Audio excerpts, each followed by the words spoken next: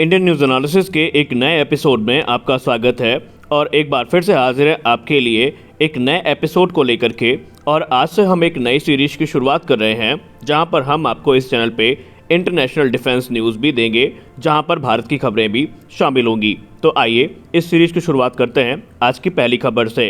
अपनी पहली खबर में हम बात करने वाले हैं रशिया से आई एक काफ़ी महत्वपूर्ण जानकारी के बारे में। दोस्तों, आपको पता ही है कि वेस्ट सैंक्शन की वजह से रशिया इस समय काफ़ी ज़्यादा स्ट्रगल कर रहा है और इसी चीज़ को टैकल करने के लिए रशिया ने ये फैसला किया है कि उनकी जो डोमेस्टिक एयरक्राफ्ट मैन्युफैक्चरिंग कैपेबिलिटी है उसको वो इन्हेंस करेंगे और बेसिकली वो अपने कमर्शियल एयरक्राफ्ट का जो प्रोडक्शन है उसको बढ़ाने की तैयारी कर रहे हैं। अगर हम मौजूद समय में बात करें तो उनकी जो एयरक्राफ्ट मैन्युफैक्चरिंग कैपेसिटी है वो तकरीबन 40 एयरक्राफ्ट पर ईयर की है और अब वो उसे बढ़ा करके 120 एयरक्राफ्ट पर ईयर की करने के बारे में सोच रहे हैं। और इस बात में जानकारी जो दी गई है वो यूनाइटेड एयरक्राफ्ट कॉरपोरेशन के द्वारा ही दी गई है। यूनाइटेड एयरक्राफ्ट कॉरपोरेशन के आला अधिकारियों ने ये कहा क्योंकि रशिया यूक्रेन युद्ध के चलते बोइंग और एयरबस ने उनकी मौजूदा जो फ्लीट है उसको सपोर्ट करना बंद कर दिया है, जिसके वजह से उनको उड़ाने में काफ़ी अच्छी खासी दिक्कतों का सामना करना पड़ रहा है। और इसी चीज़ को टैकल करने के लिए अब जो हमारे डोमेस्टिक जो कमर्शियल एयरक्राफ्ट प्रोग्राम है उनको हम लेकर के आगे बढ़ेंगे और इस प्रकार के एयरक्राफ्ट का निर्माण करेंगे जो कि हमारी ज़रूरतों को पूरा कर सके। यूरी स्लसर जो कि प्रेसिडेंट है यूनाइटेड एयरक्राफ्ट कॉरपोरेशन के, उन्होंने ये कहा कि ना सिर्फ सिविलियन बल्कि हम जो मिलिट्री एयरक्राफ्ट्स हैं उनके प्रोडक्शन को भी बढ़ाएंगे, जिनमें Su-57, Su-75 चेकमेट और दूसरे जो फाइटर एयरक्राफ्ट्स हैं उनका नाम सामने आया है। वहीं उन्होंने कमेंट करते हुए ये भी कहा कि हमारे जो मित्र देश हैं जो हमारे रक्षा उपकरणों को इस्तेमाल करते हैं उनके मन में एक डर बैठ गया है कि क्या रशिया स्पेयर पार्ट्स की सप्लाई और दूसरे सपोर्ट जो आइटम्स हैं उनको प्रोवाइड कर पाएंगे या नहीं। तो उनका कहना है कि उन्हें डरने की कोई ज़रूरत नहीं है, हम पूरी तरीके से सक्षम हैं उनकी ज़रूरतों को पूरा करने के लिए। उन्होंने अपने कमेंट में ये भी कहा कि इंडिया इस समय Su-30 MKI की फ्लीट को अपग्रेड करने के बारे में सोच रहा है और हम उनका समर्थन करने के लिए तैयार हैं। जो डिस्कशन है वो ऑलरेडी Su-30 MKI और MiG-29 की जो फ्लीट है उनको लेकर के चल रहा है। रशिया ने यह भी अनुमान लगाया कि हो सकता है भारत एडिशनल MiG-29 को खरीद सकता है। तो ये तो बात की बात है, लेकिन यूनाइटेड एयरक्राफ्ट कॉरपोरेशन का ये जो कदम है ये काफ़ी महत्वपूर्ण माना जा रहा है। अपनी अगली अपडेट में हम बात करने वाले हैं अमेरिका के एक ऐसे परीक्षण के बारे में जिसने इस समय सबको चौंका दिया है। यूनाइटेड स्टेट्स ऑफ अमेरिका ने मंगलवार को अपनी मिनटमैन 3 जो कि एक इंटरकॉन्टिनेंटल बैलिस्टिक मिसाइल है उसका सफल परीक्षण कर लिया है। अमेरिका ने कहा कि ये परीक्षण पूर्णतया सफल रहा था और जो मिशन ऑब्जेक्टिव थे इस पूरे के पूरे परीक्षण के वो पूरे किए जा चुके हैं।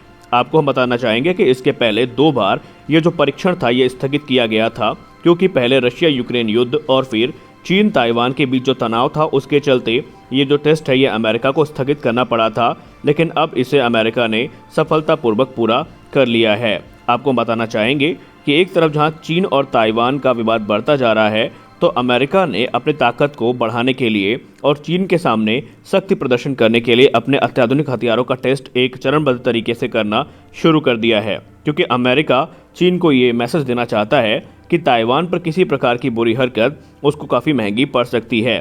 अमेरिकी सैन्य अधिकारियों ने बयान जारी करके ये कहा कि ये परीक्षण इस चीज़ को दर्शाता है कि अमेरिका कहीं भी हमला करने में सक्षम है, क्योंकि ये मिसाइल इतनी घातक है कि ये 15,000 मील प्रति घंटे की रफ्तार से अटैक करने में सक्षम है और ये तकरीबन 6,760 किलोमीटर तक की दूरी में कहीं पर भी दुश्मन को तबाह कर सकती है।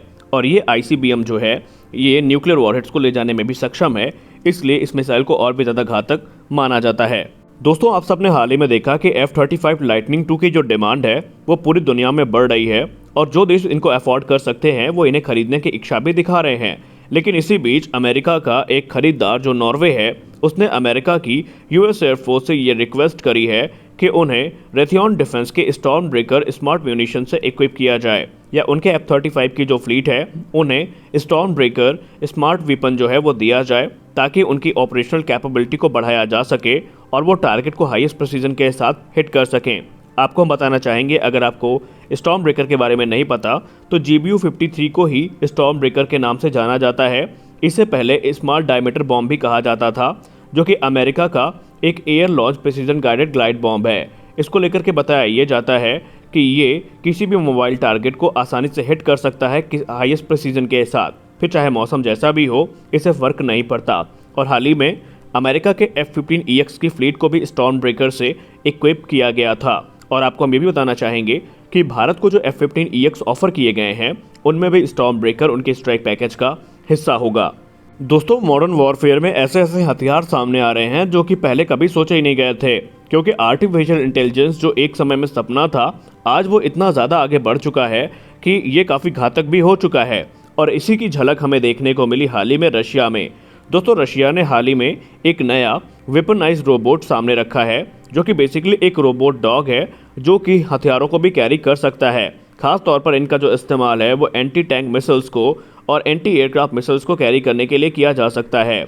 और अमेरिका और रशिया ने इसे आर्मी 22 जो कि मॉस्को में आयोजित किया गया था, वहां पर इसको प्रदर्शित भी किया है। कुछ रिपोर्ट्स ये दावा करती हैं कि ये जो ड्रोन है ये चाइनीज़ रोबोट डॉग है, लेकिन अभी इसके बारे में कुछ भी नहीं पता। लेकिन माना यह जा रहा है कि रशिया इस प्रकार के जो घातक हथियार हैं इनको बहुत जल्द डिप्लॉय करेगा, ताकि दुश्मन देश की जो सेना है उसको अच्छा खासा नुकसान पहुंचाया जा सके। और ये इतने छोटे हैं कि इनको डिटेक्ट करना भी काफ़ी ज़्यादा मुश्किल होगा। और माना यह भी जा रहा है कि रशिया का जो मॉडर्न वॉरफेयर टैक्टिक्स है उसमें ये एक अहम भूमिका निभाने वाले हैं। फिलहाल तो अभी ये कहा जा रहा है कि इनको टेस्टिंग फेज में रखा गया है, लेकिन बहुत जल्द अगर इनको अप्रूवल मिलता है तो ये युद्ध क्षेत्र में भी दिखाई पड़ेंगे। अपनी अगली अपडेट में बात करेंगे परम मित्र पाकिस्तान के बारे में। दोस्तों, पाकिस्तान को लेकर के जर्मनी ने एक बड़ा कदम उठाया है। जर्मनी अब पाकिस्तान की नौसेना को शॉर्ट रेंज की सरफेस टू एयर मिसाइल जो कि IRIS-T हो सकती है उससे इक्विप करेगा, क्योंकि हाल ही में जर्मनी ने पाकिस्तानी नौसेना के 4 मैरीटाइम पेट्रोल एयरक्राफ्ट का जो ऑर्डर है उसको पूरा किया है। और अब ये माना जा रहा है कि जर्मनी पाकिस्तान की नौसेना को शॉर्ट रेंज की सरफेस टू एयर मिसाइल्स प्रदान करेगा। आपको यहाँ पर पता होना चाहिए कि पहले से US, फ्रांस ने जो मेजर डिफेंस सेल्स हैं पाकिस्तान को वो बंद कर दी हैं। और कई यूरोपियन कंट्रीज़ हैं जैसे इटली, जर्मनी अभी भी पाकिस्तान को हथियार बेच रही हैं, क्योंकि US ने पाकिस्तान को सपोर्ट इसलिए नहीं किया है क्योंकि US का ये मानना है कि पाकिस्तान उनकी पॉलिसीज़ को फॉलो नहीं करता है। और फ्रांस को लेकर के तो आपको पता ही होगा कि इन्होंने कितना ज़्यादा रायता फैलाया था। और इनफैक्ट खुद पाकिस्तान के प्रधानमंत्री ने फ्रांस के राष्ट्रपति को पर्सनली टारगेट किया था। और वो पूरा मामला अब हम यहाँ डिस्कस नहीं करने वाले हैं। हम आशा करते हैं कि आपको उसके बारे में पहले से पता होगा। लेकिन जर्मनी और इटली जैसे जो देश हैं अभी भी पाकिस्तान को हथियार प्रदान कर रहे हैं। अपनी अगली अपडेट में बात करने वाले हैं Su-75 चेकमेट के बारे में। दोस्तों, Su-75 चेकमेट एक ऐसा एयरक्राफ्ट है, जब से ये सामने आया है इसने सबका ध्यान अपनी तरफ आकर्षित करवाया है। और अब फाइनली इसको लेकर के एक बड़ी अपडेट सामने आई है।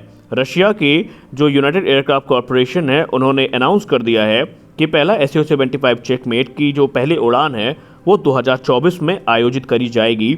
इसके प्रोडक्शन के लिए जो प्रिपरेशंस हैं वो शुरू कर दी गई है। रिपोर्ट्स ये दावा करती हैं कि पहले 2 प्रोटोटाइप्स का निर्माण किया जाएगा और उसके बाद 4 अलग अलग प्रोटोटाइप्स बनाए जाएंगे, जो कि चरणबद्ध तरीके से इनकी टेस्टिंग में काम आएंगे और बाद में इनका मास प्रोडक्शन किया जाएगा। आपको पता होना चाहिए कि रशिया यूक्रेन युद्ध के पहले रशिया का यह प्लान था कि किसी फॉरेन कस्टमर के साथ कोलैब करके ये एयरक्राफ्ट का निर्माण किया जाएगा। लेकिन क्योंकि अब रशिया पर काफ़ी ज़्यादा प्रतिबंध लग चुके हैं, इसलिए ये माना जा रहा है कि रशिया अब इनका निर्माण खुद से करेगा। और अभी भी वो भारत को एक पोटेंशियल बायर के तौर पर देखते हैं। अब देखना ये है कि आगे भारत क्या कदम उठाता है, क्योंकि RKS भदौरिया सर का जो बयान है हालिया, उसमें एक चीज़ तो पता चल गई कि अभी आने वाले निकट भविष्य में भारत कोई भी विदेशी 5th जनरेशन फाइटर एयरक्राफ्ट नहीं खरीदेगा। तो अब यहाँ पर देखना और भी ज़्यादा इंटरेस्टिंग हो जाता है कि रशिया जिस प्रकार भारत को Su-57 और Su-75 का एक पोटेंशियल बायर मानता है, तो ये कितने हद तक सही होता है उनका अनुमान। लेकिन ये तो हमें आने वाले वक्त में ही पता चलेगा। अपनी अंतिम अपडेट में बात करने वाले हैं परम मित्र पाकिस्तान के बारे में। दोस्तों, पाकिस्तानी आर्मी को लेकर के एक चौंकाने वाली रिपोर्ट सामने आई है, जहां पर यह बताया जा रहा है कि पाकिस्तानी आर्मी तकरीबन 70% अपने जो AH-1 अटैक हेलीकॉप्टर्स हैं इनकी फ्लीट को ग्राउंडेड कर सकती है। कारण ये बताया जा रहा है कि इस समय इनको जो सपोर्ट इक्विपमेंट्स हैं वो नहीं मिल रहे हैं। लेकिन पाकिस्तान ने इस पूरे मामले को छिपाने के लिए ये कहा है कि पाकिस्तान चीन से J-10 हेलीकॉप्टर्स को खरीदने वाला है या Z-10 हेलीकॉप्टर्स को खरीदने वाला है, जिसके बाद ये जो हेलीकॉप्टर अमेरिकी हैं इनका कोई खास इस्तेमाल पाकिस्तान के लिए बचेगा नहीं। लेकिन असलियत सबको पता है कि इनको सपोर्ट इक्विपमेंट्स मिल नहीं रहे हैं, स्पेयर पार्ट्स की सप्लाई हो नहीं रही है। और यही मेन कारण है कि पाकिस्तान इन एयरक्राफ्ट्स की जो फ्लीट है उनको ग्राउंडेड कर रहा है। तो फिलहाल की वीडियो में बस इतना ही। अगर आपको इंटरनेशनल डिफेंस न्यूज़ का ये एपिसोड अच्छा लगा तो वीडियो को लाइक करिए और कमेंट सेक्शन में बताइए कि आप अगले कुछ दिनों तक या हमेशा के लिए इस प्रकार के जो डिफेंस अपडेट्स हैं वो देखना चाहेंगे, और चैनल को सब्सक्राइब ज़रूर करिएगा।